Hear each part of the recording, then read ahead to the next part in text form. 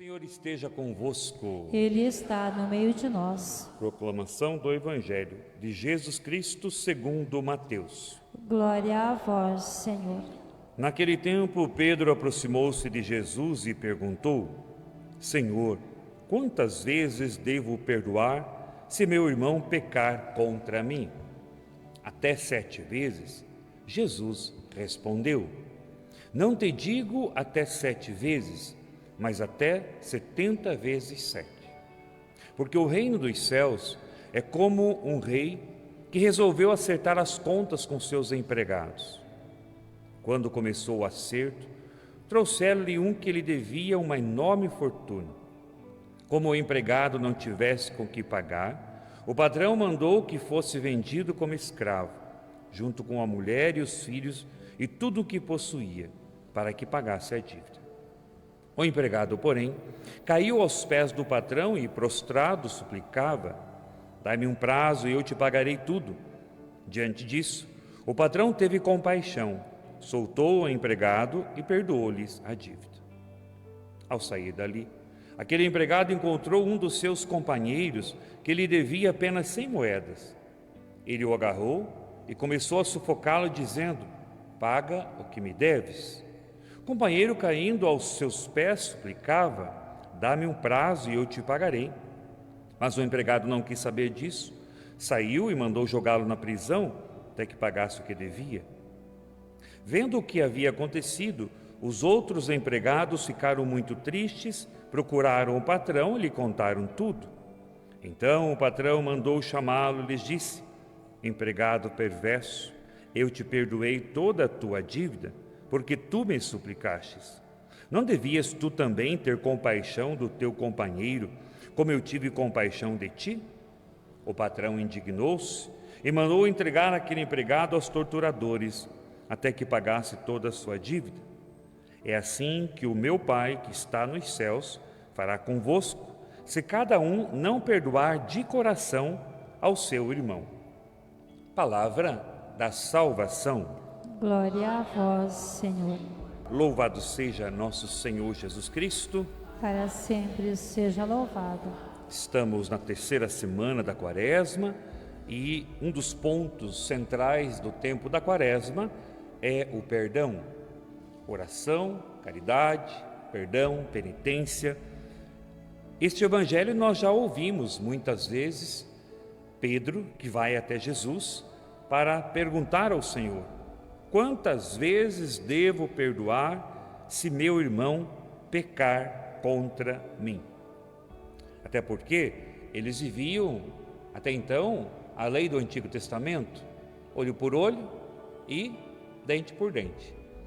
E aí então Pedro, que era temperamental, interessante é isso, e nós sabemos que Pedro não era um anjo, que Pedro tinha sentimentos, assim como todos os discípulos, que Pedro talvez já estava ali saturado de perdoar os seus irmãos pelo temperamento forte que tinha também, pelo dom da liderança, e quem lidera também tem um pouco mais de dificuldade, provavelmente tem um temperamento mais colérico.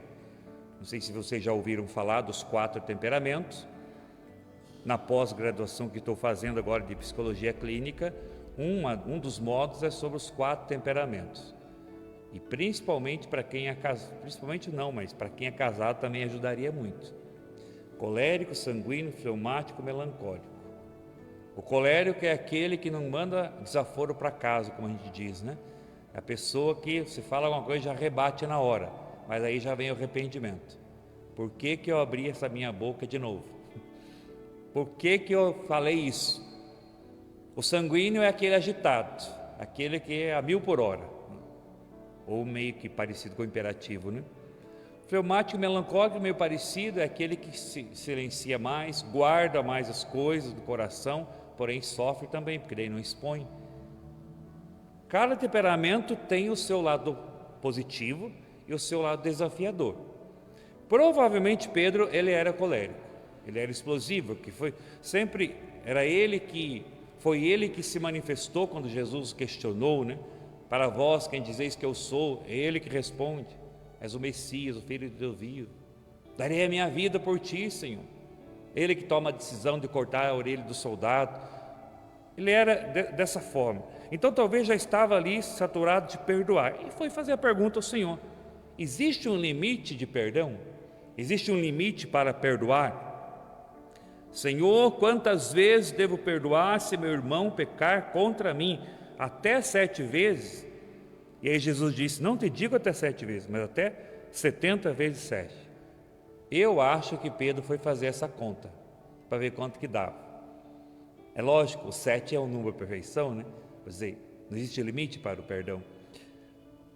E aí conta a história desse patrão.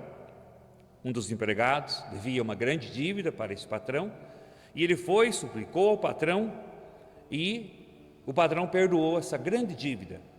Este empregado tinha uma outra pessoa que devia um pouquinho para ele. E o que ele fez? Não perdoou a dívida. Foi lá, agarrou, espancou, né, essa outra pessoa. E por isso que a leitura diz, né? Então o patrão mandou-lhe chamar e disse: empregado perverso, eu te perdoei toda a tua dívida, porque tu me suplicaste. Não devias tu também ter compaixão do teu companheiro, como eu tive compaixão de ti? Veja, todas as vezes que nós vamos a Deus de coração contrito, quando nós fazemos por exemplo, vamos confessar e confessamos os nossos pecados de coração contrito, humilhado, sem vergonha, embora dá vergonha também de confessar, porque confessar é humilhação. Uma confissão é humilhação, é você reconhecer que você não é tão bom como acha que é você reconhecer que você é falho também, você reconhecer que você precisa de ajuda, e todos nós precisamos. O padre não confessa no espelho, embora seria bom, né? Que eu confessasse no espelho, daí eu mesmo me absolvia, mas não pode. Eu ir no espelho, confessar e dizer: padre, eu te absolvo. Não funciona, eu tenho que confessar com outro padre, que buscar outro sacerdote. Por quê? É ali que nós nos humilhamos à presença de Deus. E quando você confessa, faz uma boa confissão quer dizer, tenho 10 pecados, eu tenho que ir lá contar os 10 pecados. Eu não posso contar 9. Então a confissão não foi válida. Você não está sendo sincero, você não está enganando o padre, você está enganando a Deus. Tem gente que conta 9 e fica guardando aquele pecado que ele chama de pecado de estimação, né? Primeiro que não existe pecado de estimação. O que você faz com o animal de estimação? Cuida dele, né? Cuida, dá banho, dá comidinha. Se você diz que tem um pecado de estimação, você está tratando dele o tempo todo, né? Está cuidando dele. Então não existe pecado de estimação. Mas você vai, confessa, o padre vai te dar penitência, vai te dar absolvição e você vai ser perdoado.